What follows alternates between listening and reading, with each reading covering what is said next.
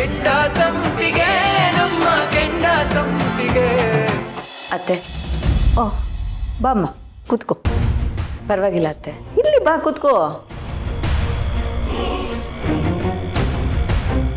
ಅತ್ತೆ, ಮನುಷ್ಯಂಗೆ ಬದಲಾಗೋ ಅವಕಾಶ ಸಿಗಬೇಕು ಅನ್ನೋದನ್ನ ನೀವು ಒಪ್ತೀರಾ? ಖಂಡಿತವಾಗ್ಲೂ ಮನುಷ್ಯ ತಪ್ಪು ಮಾಡೇ ಮಾಡ್ತಾನೆ, ಅವನಿಗೆ ಬದಲಾಗೋ ಅವಕಾಶ ಸಿಕ್ಕೇ ಸಿಗಬೇಕು. ಹಾಗಾದರೆ ನನಗೂ ಒಂದಂಥ ಅವಕಾಶ ಮಾಡಿಕೊಡಿ ಅತ್ತೆ. ನಿಂಗ ಯಾಕೆ, ಏನಾಯಿತು? ಅತ್ತೆ, ಇಲ್ಲಿವರೆಗೂ ಈ ಮನೆಯಲ್ಲಿ ಇಬ್ಬರಿಗೆ ಮಾತ್ರ ಭಿನ್ನಾಭಿಪ್ರಾಯ ಇದ್ದಿತ್ತು, ಅದು ನನ್ನ ನಿಮ್ಮ ಮಧ್ಯೆ. ಅದು ಬಿಟ್ಟರೆ ಇನ್ನು ಮಿಕ್ಕಿದವರು ಎಲ್ಲರೂ ನನ್ನ ಜೊತೆ ಚೆನ್ನಾಗೇ ಇದ್ದಾರೆ. ಎಲ್ರಿಗೂ ನನ್ನ ಮೇಲೆ ಪ್ರೀತಿ ಗೌರವ ಇದೆ. ಹಾಗಾದರೆ ನಾನು ನಿನಗೆ ಪ್ರೀತಿ ಕೊಟ್ಟಿಲ್ಲ, ಗೌರವ ಕೊಟ್ಟಿಲ್ಲ ಅಂತನಾ? ಹಾಗಲ್ಲ ಅತ್ತೆ, ನನ್ನ ಪಾಯಿಂಟ್ ಆಫ್ ವ್ಯೂನೇ ಬೇರೆ, ನಿಮ್ಮ ಪಾಯಿಂಟ್ ಆಫ್ ವ್ಯೂನೇ ಬೇರೆ. ಹಾಗಾಗಿ ಕೆಲವು ವಿಷಯಗಳಿಗೆ ನಮ್ಮಿಬ್ರಿಗೂ ಡಿಫ್ರೆನ್ಸ್ ಇನ್ ಒಪಿನಿಯನ್ಸ್ ಬರ್ತಾ ಇತ್ತು. ನನ್ನ ನಿರ್ಧಾರಗಳನ್ನ ನೀವು ಒಪ್ತಿರ್ಲಿಲ್ಲ, ನಿಮ್ಮ ಕೆಲವು ನಿರ್ಧಾರಗಳನ್ನ ನಾನು ಒಪ್ತಿರ್ಲಿಲ್ಲ. ಅದು ಸಹಜ ಅಲ್ವಾ? ನನಗಿದೆಲ್ಲ ಅರ್ಥ ಆಗ್ತಿದೆ ಅತ್ತೆ. ಮೊನ್ನೆ ಜಾನ್ವಿ ಲೇಟಾಗಿ ಬಂದಿದ್ದು ತಪ್ಪು ಅಂತ ನನಗೆ ಗೊತ್ತಿದೆ. ನಾನು ಹೋಗಿ ಅವಳಿಗೆ ಬೈದಿದ್ದೀನಿ. ಪಾರ್ಟಿಗೆ ಹೋಗೋದಕ್ಕೆ ಇನ್ಮೇಲೆ ದುಡ್ಡು ಕೊಡೋದಿಲ್ಲ ಅಂತ ಹೇಳಿದ್ದೀನಿ, ಪರ್ಮಿಷನು ಸಿಗೋದಿಲ್ಲ ಅಂತ ಹೇಳಿದ್ದೀನಿ ಅತ್ತೆ. ಹೌದಾ? ಒಳ್ಳೆ ಕೆಲಸನೇ ಮಾಡಿದ್ಯಮ್ಮ. ಅತ್ತೆ, ಇನ್ಮೇಲೆ ನೀವು ತೋರಿಸ್ಕೊಟ್ಟಿದ್ದ ದಾರಿಲೇ ನಾನು ನಡಿಬೇಕು ಅಂತ ತೀರ್ಮಾನ ಮಾಡಿದ್ದೀನಿ. ಮನೆ ಆಚಾರ ವಿಚಾರ ಪದ್ಧತಿಗಳನ್ನ ನೀವು ಹೇಗೆ ನಡೆಸ್ಕೊಂಡು ಬಂದಿದ್ದೀರೋ ಹಾಗೆ ನಾನು ನಡೆಸ್ಕೊಂಡು ಹೋಗ್ತೀನಿ ಅಂತ ಪ್ರಾಮಿಸ್ ಮಾಡ್ತೀನಿ. ಇದೊಂದಾಗ್ಬಿಟ್ರೆ ಮಗಳೇ, ಈ ಮನೆಯಲ್ಲಿ ಸಮಸ್ಯೆಗಳೇ ಇರಲ್ಲ, ಭಿನ್ನಾಭಿಪ್ರಾಯಗಳು ಬರಲ್ಲ. ಖಂಡಿತ ಅತ್ತೆ, ಎಲ್ರೂ ಒಂದೇ ರೀತಿ ನೋಡ್ತೀನಿ, ಎಲ್ರ ಭಾವನೆಗಳಿಗೂ ರೆಸ್ಪೆಕ್ಟ್ ಕೊಡ್ತೀನಿ. ಅತ್ತೆ, ನಾಳೆ ನಡೆಯೋ ವೋಟಿಂಗಲ್ಲಿ ನೀವು ನನಗೆ ವೋಟ್ ಮಾಡ್ತೀರಾ ಅಲ್ವಾ? ಕೊನೆ ಕ್ಷಣದವರೆಗೂ ನಾನು ಯೋಚನೆ ಮಾಡಬೇಕು ಸಾಧನಾ. ಇವ್ರ ವೋಟ್ ನನಗೆ ಬರೋದು ಡೌಟ್. ಬರ್ತೀನತ್ತೆ. ಆಯ್ತಮ್ಮ, ಒಳ್ಳೇದಾಗಲಿ. ನಾನೇನೂ ಮಾಡಲಿ ರಾಜೇಶ, ಸಾಹೇಬ್ರನ್ನ ಖುಷಿ ಪಡಿಸ್ಬೇಕು ಅಂತ ನಾನು ಎಷ್ಟು ಪ್ರಯತ್ನ ಪಡ್ತೀನಿ. ಆದ್ರೆ ಏನಾದ್ರೂ ಒಂದು ಸಮಸ್ಯೆ ಆಗ್ತಿರುತ್ತೆ, ಅವ್ರ ಮನ್ಸಿಗೆ ಬೇಜಾರಾಗತ್ತೆ. ಸ್ವಲ್ಪ ದಿನನಾದ್ರೂ ನನ್ನ ಅವ್ರ ಮಧ್ಯೆ ಮನಸ್ತಾಪ ಬರ್ದೇ ಇರೋಗೆ ಆ ದೇವ್ರು ನೋಡ್ಕೊಳ್ಳೋದಕ್ಕಾಗಲ್ವಾ? ಸುಮಾ, ಏನು ಮಾಡ್ತಿದ್ಯಮ್ಮ? ಏನು ಮಾಡಲಿ ಅತ್ತೆ, ಏನಾದರೂ ಕೆಲಸ ಮಾಡೋಣ ಅಂದರೆ ನೀವು ಅದಕ್ಕೂ ಬಿಡಲ್ಲ. ಸುಮ್ಮನೆ ಕೂತ್ ಬೇಜಾರಾಗ್ತಿದೆ. ಈ ಮನೆ ಹೊಸಲು ದಾಟಿ ಮನೆ ಒಳಗಡೆ ಬರ್ತಾ ಇದ್ದಾಗೆ ನೀನು ಮಗಳಾಗಿದ್ಯಾ. ಆದರೆ ಈ ಮಗಳಿಗೆ ಸಿಗಬೇಕಾಗಿದ್ದು ಗೌರವ ಸ್ಥಾನ ಮಾನ ನಿನಗೆ ಸಿಗಲಿಲ್ಲ. ನಿನಗೆ ಅಧಿಕಾರ ಸಿಗೋ ಅವಕಾಶ ಇದೆ. ಮನೆಯವ್ರ ಜೊತೆ ಮಾತಾಡು. ನಾಳೆ ನಡೆಯೋ ವೋಟಿಂಗ್ನಲ್ಲಿ ಎಲ್ರಿಗೂ ನಿನಗೆ ವೋಟ್ ಹಾಕೋದಕ್ಕೆ ಹೇಳು. ಏನು ಹೇಳ್ತಿದ್ದೀರತ್ತೆ ನೀವು? ಡಾಬುನೇ ಬೇಡ ಅಂತ ಕೂತಿದ್ದೀನಿ ನಾನು. ಇನ್ನು ಎಲ್ಲರ ಹತ್ರ ಹೋಗಿ ಓಟ್ ಹಾಕಿ ಅಂತ ಕೇಳ್ತೀನಾ? ನಾನು ಯಾರ ಹತ್ರನೂ ಏನೂ ಕೇಳಲ್ಲ. ಒಂದು ವೇಳೆ ಕೇಳೋದೇ ಆದರೆ ನನಗೆ ಓಟ್ ಹಾಕಬೇಡಿ ಅಂತ ಕೇಳ್ತೇನೆ. ಏನೋ ಕಂದ, ಬರೋ ಅವಕಾಶನ ಬಾಚ್ಕೊಳ್ಳೋದು ಬಿಟ್ಟು ದೂರ ತಳ್ತಾ ಇದೆಯಾ? ಅತ್ತೆ, ನನಗೆ ನಿಮ್ಮ ಪ್ರೀತಿ ಸಿಕ್ಕಿದೆ, ಮಾವನ ಪ್ರೀತಿ.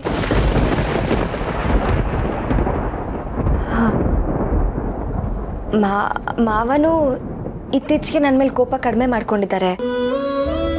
ಸಾಹೇಬ್ರು ತುಂಬ ಚೆನ್ನಾಗಿ ನೋಡ್ಕೋತಿದ್ದಾರೆ. ಇದಕ್ಕಿಂತ ಹೆಚ್ಚಾಗಿ ನಂಗೆ ಇನ್ನೇನು ಬೇಕತ್ತೆ?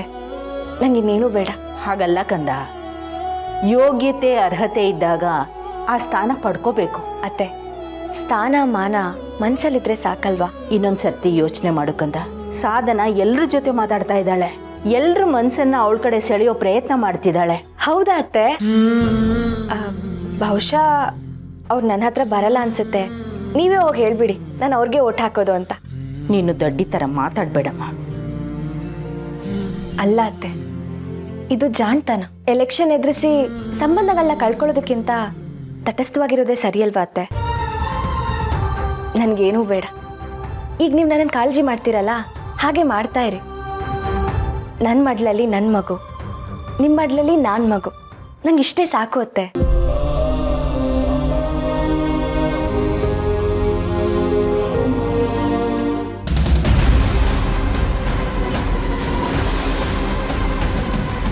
ಸುಭಾಷ್, ಬ್ಯುಸಿ ಇದೆಯಾ?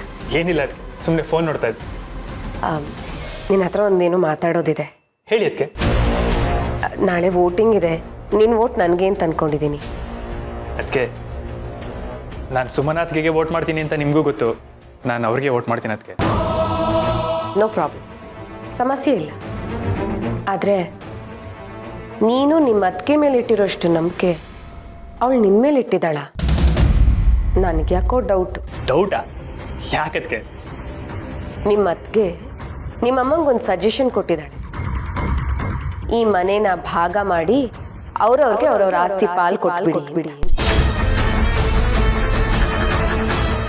ವಾಟ್? ನಾನಿದೆ ನಂಬಲ್ಲ ಅದಕ್ಕೆ. ಬೇಡ, ಆದರೆ ನನ್ನ ಮಾತನ್ನ ಪೂರ್ತಿಯಾಗಿ ಕೇಳಿಸ್ಕೊ. ನಿಮ್ಮ ಅತ್ತಿಗೆ ಮನೇನ ಭಾಗ ಮಾಡೋದಲ್ಲದೆ ನಿಮ್ಮ 3 ಜನಕ್ಕೆ ಅಂದರೆ ನಿನಗೆ, ತೀರ್ಥಂಗೆ, ಜೈಗೆ ಸರಿಸಮವಾದ ಪಾಲು ಕೊಟ್ಟಿದ್ದಾಳೆ. ಆದರೆ ನಿನಗೆ ನಿನ್ನ ಪಾಲಿನ ಆಸ್ತಿ ಸಿಗಬೇಕು ಅಂತಂದರೆ ಒಂದಷ್ಟು ಕಂಡೀಷನ್ಸ್ಗಳನ್ನ ಹಾಕಿದ್ದಾಳೆ. ಆ ಕಂಡೀಷನ್ಸ್ನ ಫುಲ್ಫಿಲ್ ಮಾಡಿದ್ರೆ ನಿನಗೆ ಆಸ್ತಿಲಿ ಪಾಲು ಸಿಗುತ್ತಂತೆ. ಇಲ್ಲ ಅಂತಂದರೆ ನಿಮ್ಮ ಅಪ್ಪನ ಆಸ್ತಿಲಿ ಬಿಡಿಗಾಸು ಸಿಗಲ್ಲ. ಅದಕ್ಕೆ ನಾನು ನಿಮಗೆ ವೋಟ್ ಹಾಕ್ಲಿ ಅಂತ ಸುಮನಾಥ್ಗೆ ಬಗ್ಗೆ ಇಲ್ದೇ ಅವರಪ್ಪ ಮಾಡಬೇಡಿ ನೀವು. ನಾನು ಯಾಕೆ ಆರೋಪ ಮಾಡಲಿ ಸುಭಾಷ್? ನಿನಗೆ ನನ್ನ ಮಾತಿನ ಮೇಲೆ ನಂಬಿಕೆ ಇಲ್ಲ ಅಲ್ವಾ?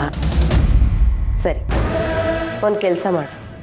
ಸೀದಾ ಮಾವನ ರೂಮಿಗೆ ಹೋಗಿ ಅಲ್ಲಿ ಆರೆಂಜ್ ಬ್ಲ್ಯಾಕ್ ಫೈಲ್ ಇದೆ, ಅದನ್ನು ತೆಗೆದು ನೋಡು. ನಿಮ್ಮ ಅತ್ತಿಗೆ ಅವಳ ತಂಗಿ ಸಹಾಯ ತಗೊಂಡು ಆಸ್ತಿನ ಡಿವೈಡ್ ಮಾಡಿದ್ದಾಳೆ.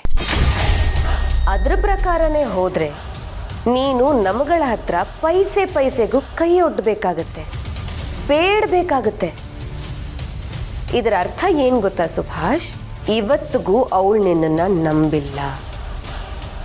ನೀನು ಕುಡ್ದು ಆಸ್ತಿನ ಹಾಳು ಮಾಡ್ತೀಯ ಅಂತಾನೆ ಅವಳು ಅನ್ಕೊಂಡಿದ್ದಾಳೆ. ಆದರೆ ನಾನು ನಿನ್ನನ್ನು ನಂಬ್ತೀನಿ ಸುಭಾಷ್. ನಿನಗೆ ಯಾವುದೇ ಜವಾಬ್ದಾರಿನ ಕೊಟ್ಟರು ನಿಭಾಯಿಸಬಹುದು ಅನ್ನೋ ನಂಬಿಕೆ ನನಗಿದೆ. ಇದು ವೋಟ್ಗೋಸ್ಕರ ಅಲ್ಲ, ನನ್ನ ನಂಬಿಕೆನ ಹೇಳ್ತಾ ಇದ್ದೀನಿ. ನೀನು ಯಾರಿಗೆ ವೋಟ್ ಮಾಡ್ತೀಯಾ ಅದು ನಿನಗೆ ಬಿಟ್ಟು. ಆತ್ಮಾನಿ ಪ್ರೋಕ್ಷಾಣ. ನಮ್ಮ ಆತ್ಮಕ್ಕೆ ನಾವೇ ಯಾಕೆ ಪೂಜೆ ಮಾಡ್ಕೋಬೇಕು? ಕೃಷ್ಣ ಭಗವದ್ಗೀತೆಯಲ್ಲಿ ಹೇಳ್ತಾನೆ, ಆತ್ಮನು ಸನಾತನು, ಸಾವಿಲ್ಲದವನು, ನೋವಿಲ್ಲದವನು, ಮಳೆಯಲ್ಲಿ ನೆನೆಯದವನು, ಬಿಸಿಲಲ್ಲಿ ಒಣಗದವನು. ಬಾ, ನಮ್ಮ ದೇಹನ ಅವನು ಎಷ್ಟನೇ ಇದಕ್ಕೆ ಒತ್ಕೊಂಡಿರ್ತಾನೋ ಏನೋ, ಅವನೇ ಸನಾತನ. ಮಾವ, ಯಾಕಮ್ಮ ಅಕ್ಕ ಓದಿಸ್ಕೊಂಡಿದ್ಯಾ? ಏನು ಸಮಾಚಾರ? ಇನ್ನೇನ್ ಮಾವ, ಮನೇಲೆ ಚುನಾವಣೆ ಅಂತೆಲ್ಲ ಬೇಕಿತ್ತಾ? ಹೀಗೆಲ್ಲ ಮಾಡಿದ್ರೆ ಒಬ್ರು ಮೇಲು ಒಬ್ರು ಕೀಳು ಅಂತ ಆಗಲ್ವ ಮಾವ? ಒಬ್ರು ಗೆದ್ರು ಇನ್ನೊಬ್ರು ಸೋತ್ರು ಅಂತ ಹೇಳ್ದಂಗಾಗಲ್ವ ಮಾವ? ಕದ ಸ್ಪರ್ಧೆ ಅನ್ನೋದು ಬರೀ ಕುಟುಂಬದಲ್ಲಿ ಮಾತ್ರ ಅಲ್ಲ ಕಣಮ್ಮ, ಜೀವಮಾನ ಪೂರ್ತಿ ಇರುತ್ತೆ. ಹೌದು, ಜೀವಮಾನನೇ ಒಂದು ದೊಡ್ಡ ಸ್ಪರ್ಧೆ. ಒಂದು ಹಬ್ಬ ಮಾಡಬೇಕಾದ್ರೂ ಸ್ಪರ್ಧೆ, ಒಂದು ಬಟ್ಟೆ ಹಾಕೋಬೇಕಾದ್ರೂ ಸ್ಪರ್ಧೆ, ಒಂದು ಮನೆಗೆ ನೆಂಟರು ಬಂದಾಗ ಸ್ಪರ್ಧೆ, ಬದುಕೋಕೆ ಸ್ಪರ್ಧೆ, ಬಾಳೋದಕ್ಕೆ ಸ್ಪರ್ಧೆ, ಖುಷಿ ಪಡೋದಕ್ಕೂ ಸ್ಪರ್ಧೆ, ಖುಷಿ ಹಂಚ್ಕೊಳ್ಳೋದಕ್ಕೂ ಸ್ಪರ್ಧೆ, ಜೀವನ ನಡೆಸೋಕ್ಕೂ ಸ್ಪರ್ಧೆ, ಮೇಲೆ ಬರೋಕ್ ಸ್ಪರ್ಧೆ, ಯಶಸ್ಸು ಗಳಿಸ್ಬೇಕು ಅಂತಲೂ ಸ್ಪರ್ಧೆ. ಸ್ಪರ್ಧೆ ಎಲ್ಲಿಲ್ಲ ಹೇಳು? ಆದರೆ ಯಾವತ್ತು ಮನುಷ್ಯನಾದವನು, ಜ್ಞಾನಿ ಆದವನು ಧನಾತ್ಮಕವಾಗಿ ಯೋಚನೆ ಮಾಡಬೇಕು. ಸೋತೆ ಅಂತ ಕುಗ್ಗಬಾರ್ದು, ಗೆದ್ದೆ ಅಂತ ನಾನು ಗೆದ್ದೆ ಅಂತ ಬೀಗಬಾರ್ದು ಕಂದ. ಇದೇ ಜೀವನದ ರಹಸ್ಯ. 10 ಜನ ಒಟ್ಟಿಗೆ ಸೇರಿ ಬಾಳೋ ಮನೆ. ಎಲ್ಲರ ಅಭಿಪ್ರಾಯನ ಕ್ರೋಢೀಕರಿಸ್ಕೊಂಡು ಅದಕ್ಕೆ ಬದ್ಧವಾಗಿ ನಡಿಬೇಕಲ್ವೇನಮ್ಮ?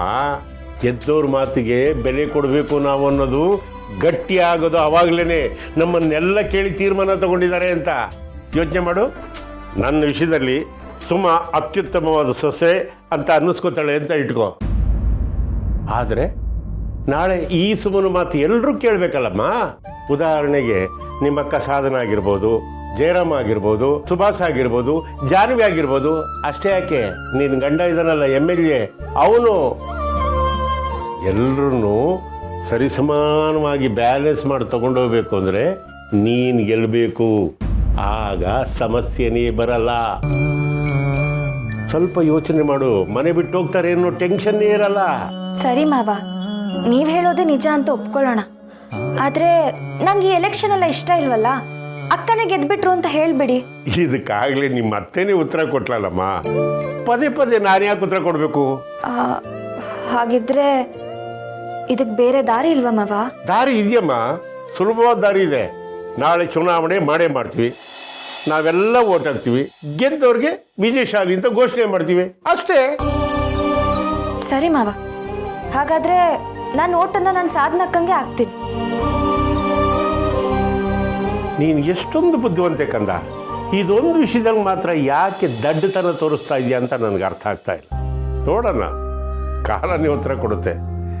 ನಿನಗಿಂತನೂ ನಿಮ್ಮ ಮಾವ ಜಾಸ್ತಿ ಯೋಚನೆ ಮಾಡ್ತಾನೆ. ನಿಮ್ಮ ಅತ್ತಿಗೆ ನಿಮ್ಮ ಅಮ್ಮಂಗೆ ಒಂದು ಸಜೆಷನ್ ಕೊಟ್ಟಿದ್ರು. ಈ ಮನೆನ ಭಾಗ ಮಾಡಿ ಅವ್ರವ್ರಿಗೆ ಅವ್ರವ್ರ ಆಸ್ತಿ ಪಾಲ್ ಕೊಟ್ಬಿಡಿ. ಸೀದಾ ಮಾವನ ರೂಮಿಗೆ ಹೋಗಿ ಅಲ್ಲಿ ಆರೆಂಜ್ ಬ್ಲಾಕ್ ಫೈಲ್ ಅದನ್ನ ತೆಗೆದು ಸಾಧನಾತ್ಗೆ ಹೇಳಿದ್ದು ನಿಜಾನ? ಸುಮನಾತ್ಗೆ ಹೀಗೆ ಮಾಡಿರ್ಬೋದ?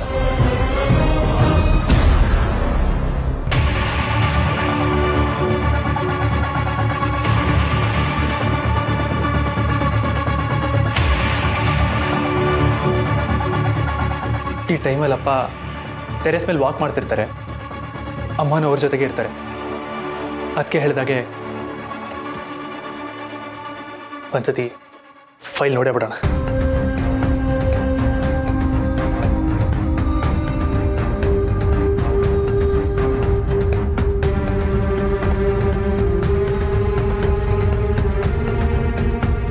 ಅಪ್ಪ ಊಟ ಮಾಡಿ ವಾಕಿಂಗ್ ಮಾಡ್ತಾರೆ, ಅಮ್ಮನೂ ಅವ್ರ ಜೊತೆನೇ ಇದ್ದಾರೆ. ಅವರಿಬ್ರು ವಾಪಸ್ ಬರೋಷ್ಟರಲ್ಲಿ ನಾನು ಆ ಫೈಲ್ನ ಹುಡುಕ್ಬೇಕು. ಎಲ್ಲಿಟ್ಟಿರ್ಬೋದಪ್ಪ? ಯೂಶಲಿ ಅಪ್ಪ ಎಲ್ಲ ಫೈಲ್ಸು ಇಲ್ಲೇ ತಾನೇ ಇಡ್ತಾರೆ.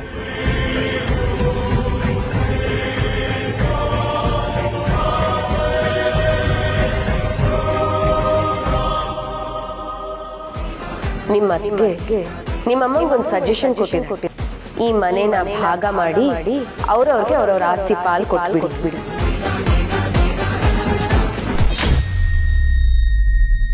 ಸುಮನಾತ್ಗೆ ನಿಮ್ಮ ಬಗ್ಗೆ ನಾನು ಏನೋ ಅನ್ಕೊಂಡಿದ್ದೆ, ಆದರೆ ನೀವು ನನ್ನ ಬಗ್ಗೆ ಈ ರೀತಿ ಯೋಚನೆ ಮಾಡ್ತೀರಾ ಅಂತ ನಾನು ನಿಜವಾಗ್ಲೂ ಅನ್ಕೊಂಡಿರ್ಲಿಲ್ಲ.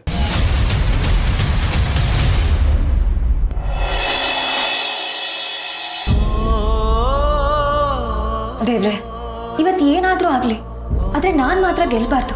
ಬಂಗಾರದ ಡಾಬು ನನಗೆ ಸಿಗಬಾರ್ದು ದೇವ್ರೆ.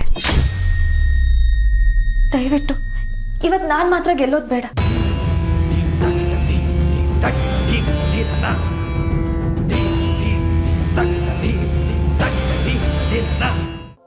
ಸುಭಾಷ್, ತಗೋ ಟೀ.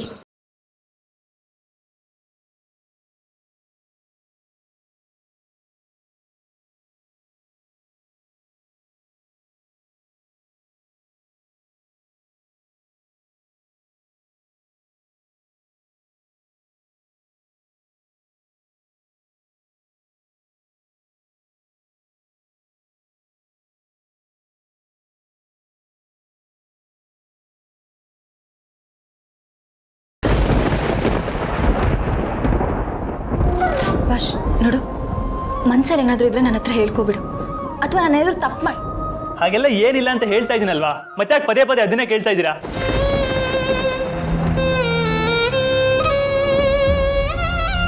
ಅದೇನೋ ಚಿತ್ರ ಬಿಡಿಸ್ತಿದ್ಯಾ, ಅದೇನೋ ಅಂತ ನೋಡಿ. ಅದು ಕಂಪ್ಲೀಟ್ ಆಗಿಲ್ಲ, ಇವಾಗ ನೋಡ್ಬಿಡಿ. ಪರವಾಗಿಲ್ಲ ಸುಭಾಷ್, ಕಂಪ್ಲೀಟ್ ಆಗಿಲ್ಲ ಅಂತ ಹೇಳ್ದೆ ತಾನೆ. ಸುಭಾಷ್ ಸರಿ, ತಗೋ ಟೀ ಕೊಡಿ.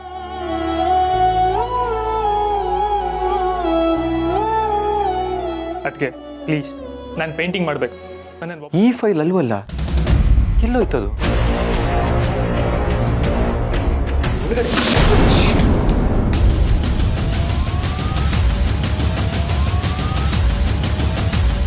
ಸಾಹೇಬ್ರೆ, ನೋಡ್ಲಿಲ್ಲ.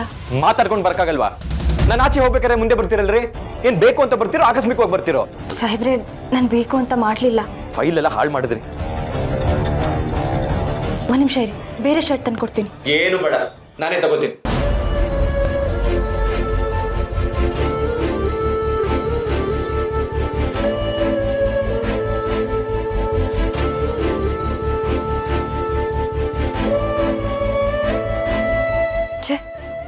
ಏನಾದ್ರೂ ಒಂದಾಗತ್ತೆ.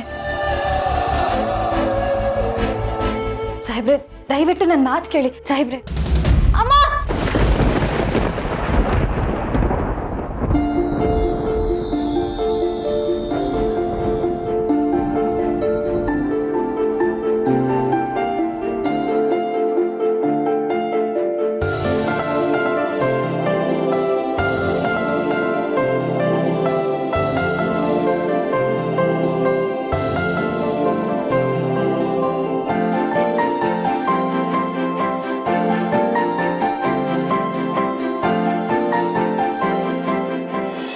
ಈ ಮನೆಗೆ ಎಲ್ಲ ಸಂಬಂಧಗಳನ್ನ ಒಗ್ಗೂಡಿಸಿ ನ್ಯಾಯ ಮಾಡೋಂಥ ಒಬ್ಳು ಸೊಸೆ ಬೇಕು. ಆ ಸೊಸೆ ನಮ್ಮ ಸುಮ್ಮನೆ ಆದರೆ ಎಷ್ಟು ಚೆನ್ನಾಗಿರುತ್ತಲ್ವಾ? ನಾವು ಒಡ್ಡಿರೋ ಪರೀಕ್ಷೆಲೆಲ್ಲ ಗೆದ್ದಿರೋದು ಸುಮ್ಮನೆ ಕಣೆ. ಇನ್ನು ಉಳಿದಿರೋದು ಎಲ್ಲ ಮನೆಯವರ ಆಯ್ಕೆ. ಅದ್ರ ಮುಂದೆ ಮಿಕ್ಕಿದ್ದೆಲ್ಲ ಗೌಣ. ನೋಡೋಣ, ನಾವು ನಂಬಿರೋ ದೇವ್ರು ಕೈ ಬಿಡ್ತಾನ, ಇಲ್ಲ ನಮ್ಮ ಕೈ ಹಿಡಿತಾನ, ನಮ್ಮನ್ನು ಹಾಲ್ಗಾಗ್ತಾನ, ನೀರಿಗಾಗ್ತಾನ, ಕಾದು ನೋಡೋಣ. ನಿನ್ನಿಂದಾಗಿ ಎಲ್ಲವೂ ಹಾಳಾಗಿ ಹೋಗ್ತಾ ಇತ್ತು ಸಾಧನ. ಏನೋ ದೇವ್ರ ದಯೆ ಬದುಕೊಂಡಿದ್ದೀವಿ ನೋಡ. ಇನ್ನು ಮುಂದೆ ಈ ರೀತಿ ಹುಚ್ಚಾಟಗಳನ್ನು ಮಾಡೋದಿಲ್ಲ ಅನ್ನೋದಾದ್ರೆ ಮಾತ್ರ ನಾನು ನೀನು ಗೆಲ್ಲಿ ಅಂತ ದೇವ್ರ ಹತ್ರ ಪ್ರಾರ್ಥನೆ ಮಾಡ್ಕೋತೀನಿ. ಅಂದ್ರೆ ನಿನಗೆ ನಾನು ಸೋಲ್ತೀನಿ ಅನ್ನೋ ಅನುಮಾನ ಇದೆ? ಚಾನ್ಸೇ ಇಲ್ಲ ಅದಕ್ಕೆ. ನೀವು ಸೋಲೋದಕ್ಕೆ ಚಾನ್ಸೇ ಇಲ್ಲ. ನನ್ನ ಓಟು, ಅಣ್ಣನ ಓಟು, ಅಪ್ಪನ ಓಟು, ಮತ್ತೆ ಧೃತಿ ಓಟು, ಇಷ್ಟು ಜನ ಓಟ್ ಮಾಡಿದ್ಮೇಲೆ ನೀವು ಸೋಲೋ ಮಾತೆಲ್ಲಿದೆ ಅದಕ್ಕೆ? ಅಷ್ಟೇ ಅಲ್ಲ, ತೀರ್ಥ ನನಗೆ, ಸುಭಾಷ್ ನನಗೆ.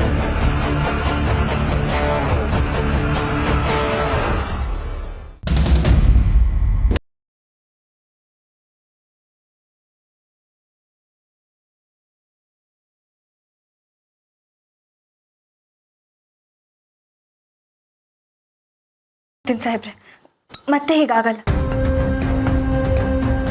ಅಮ್ಮಂಗೆ ಆಸ್ತಿ ಭಾಗ ಮಾಡಿ ಅಂತ ಹೇಳೋಷ್ಟು ಮುಂದುವರೆದಿದ್ದೀರಾ ಅಂದರೆ ನಂಗೆ ನಿಜವಾಗ್ಲೂ ನಂಬಕ್ಕಾಗ್ತಾ ಇಲ್ಲ. ನನಗೆ ಕೆಲವೊಂದ್ಸಲ ಏನನ್ಸುತ್ತೆ ಗೊತ್ತಾ, ನೀವು ನಿಜವಾಗ್ಲೂ ನನ್ನ ಜೊತೆ ಇರೋದು ಮನೆ ಆಸ್ತಿಗೇನೋ ಅಂತ ಅನ್ಸುತ್ತೆ ಸಾಹೇಬ್ರೆ. ಅದಕ್ಕೋಸ್ಕರ ನಾನು ಕುಡಿದಾಗ ನನ್ನ ಪರಿಸ್ಥಿತಿನ ಮಿಸ್ಯೂಸ್ ಮಾಡ್ಕೊಂಡು ಅಂತ ನನಗೆ ಕೆಟ್ಟ ಆಲೋಚನೆಗಳು ಬರುತ್ತೆ. ಸಾಹೇಬ್ರೆ, ನಮ್ಮ ಮನೆಯಲ್ಲಿ ಹೆಚ್ಚಿನವರು ಸುಮ್ಮನ ಹಣಕ್ಕೋಸ್ಕರ ನಿನ್ನ ಜೊತೆ ಇರೋದು ಅಂತ ಹೇಳ್ತಾ ಇದ್ರು. ಅರೆ ನಾನು ಅವ್ರಿಗೆ ಒತ್ತಿ ಹೇಳ್ತಾ ಇದ್ದೆ, ಅವ್ರು ಅಂಥವ್ರಲ್ಲ, ಯಾವತ್ತೂ ಹಣಕ್ಕೋಸ್ಕರ ಆಸೆ ಪಟ್ಟವರಲ್ಲ ಅಂತ ಹೇಳ್ತಾರೆ. ಆದರೆ ಇವಾಗೇನಾಯ್ತು, ಕೊನೆಗೆ ಬೇಕಾಗಿತ್ತು ಅಂತ ಪ್ರೂವ್ ಮಾಡಿ ನಿಮ್ಮಂಥವ್ರಿಗೆ ಇನ್ನೂ ಹೆಚ್ಚು ಹೇಳಿ ಪ್ರಯೋಜನ ಇಲ್ಲ.